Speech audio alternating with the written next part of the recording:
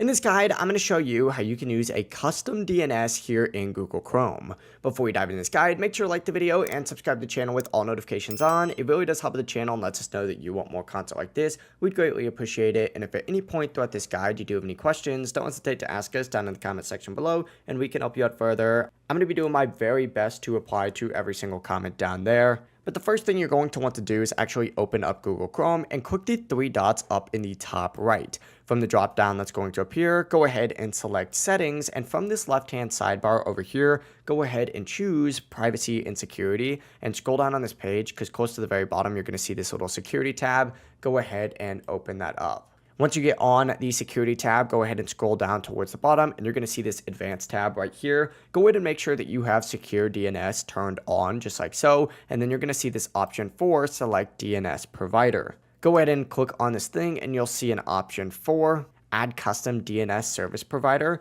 Go ahead and select this. And here you'll have the opportunity to enter in that custom DNS URL. Go ahead and type in your DNS address. You can also select common ones in this option like Google, Cloudflare, or OpenDNS directly from this list. But that is it. It really is as simple as that. If you guys do have any questions, don't hesitate to ask us down in the comment section below. And before you do leave this video, make sure to like the video and subscribe to the channel with all notifications on. It really does help the channel and lets us know that you want more content like this. We'd greatly appreciate it. Have a great rest of your day though.